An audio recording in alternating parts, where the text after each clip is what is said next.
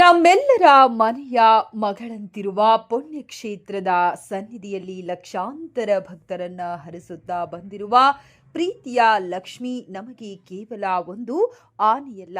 ಆಕೆ ನಮ್ಮ ಸಂಸ್ಕೃತಿ, ಶ್ರದ್ಧೆ ಮತ್ತು ಪರಂಪರೆಯ ಜೀವಂತ ಸಂಕೇತವಾಗಿದ್ದಾಳೆ. ಹಂಪಿಯ ಲಕ್ಷ್ಮಿ ಇಲ್ಲದೆ ಸನ್ನಿಧಿ ಬಣಗುಡುವಂತೆ ಕಂಡರೂ ಆಕೆ ಆರೋಗ್ಯದಿಂದ ಮರಳಿ ಬಂದು ಮತ್ತೆ ವಿರೂಪಾಕ್ಷನ ಗಂಟೆಯ ನಾದಕ್ಕೆ ಸೊಂಡಿಲೆತ್ತಿ ಎಲ್ಲರನ್ನ ಹರಿಸುವುದನ್ನ ನಾವು ಕಣ್ತುಂಬಿ ನೋಡಲು ಕಾಯುತ್ತಿದ್ದೇವೆ ಎಂದು ಜಿ ನಾಗರತ್ನ ಹಂಪಿಯ ಸ್ಥಳೀಯರು ಅಧಿಕಾರಿಗಳಿಗೆ ಮನವಿ ಮಾಡಿದ್ದಾರೆ. ನಮಸ್ತೆ ಎಲ್ರಿಗೂ. ಹಂಪಿಯಿಂದ ಮಾತಾಡ್ತಾ ಇರೋದು. ನಮ್ಮ ಹಂಪಿ ಲಕ್ಷ್ಮಿ ಇದ್ದಾಳಲ್ಲ, ಅಂದರೆ ಆನೆ, ಟ್ರೀಟ್ಮೆಂಟಿಗೋಸ್ಕರ ಅವ್ರನ್ನ ಕರ್ಕೊಂಡು ಹೋಗ್ತಾ ಇದ್ದಾರೆ ಇವತ್ತು.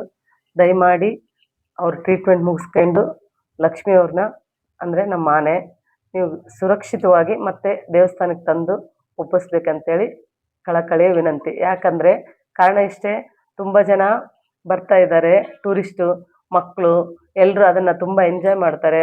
ಆನೆ ನೋಡಿ ತುಂಬ ಖುಷಿ ಪಡ್ತಾರೆ. ಅಲ್ಲಿ ಹೋಗಿ ಒಂದು ಮೆಮೊರೀಸ್ ಇರುತ್ತೆ, ನಾವು ಹಂಪಿಲಿ ಆನೆ ನೋಡಿ ಬಂದ್ವಿ ಅಂತ. ಅದಕ್ಕೋಸ್ಕರ ಆಮೇಲೆ ದಿವಸ ವಿರೂಪಾಕ್ಷೇಶ್ವರಗೆ ಆನೆಯಿಂದ ಸೇವೆ ಆಗುತ್ತೆ, ನಮಸ್ಕಾರ ಮಾಡುತ್ತೆ ಆನೆ. ಅದು ಒಂದು ಖುಷಿ ಎಲ್ರಿಗೂ. ಹಬ್ಬ ಹರಿದಿನಗಳೆಲ್ಲ ಉತ್ಸವ ಮೂರ್ತಿ ಹೋದಾಗೆಲ್ಲ ಆನೆ ಮುಂದೆ ಹೋದರೆ ಒಂದು ಲಕ್ಷಣ. ಆದರೆ ಐತಿಹಾಸಿಕ ಕ್ಷೇತ್ರ ಹಂಪಿ, ಒಂದು ಆನೆ ಇದ್ರೇ ಅಲ್ಲಿ ಲಕ್ಷಣ, ಖುಷಿ ಎಲ್ರಿಗೂ. ಅದು ಒಂದು ಸಂಭ್ರಮ ಇರುತ್ತೆ. ಅದಕ್ಕೆ ದಯಮಾಡಿ ಎಲ್ಲರಿಗೂ ಕರ್ಕೊಂಡು ಹೋಗ್ತಿರಂತ ಎಲ್ಲರಿಗೂ ಕೇಳ್ಕೊಳ್ತಾ ಇದ್ದೀವಿ. ದಯಮಾಡಿ ಮತ್ತೆ ಅದನ್ನು ಹಂಪಿಗೆ ತಂದು ವಿರೂಪಾಕ್ಷೇಶ್ವರ ದೇವಸ್ಥಾನಕ್ಕೆ, ವಿರೂಪಾಕ್ಷೇಶ್ವರನ ಪಾದಕ್ಕೆ ಒಪ್ಪಿಸ್ಬೇಕಂತ ವಿನಂತಿಸ್ಕೊಳ್ತೇನೆ.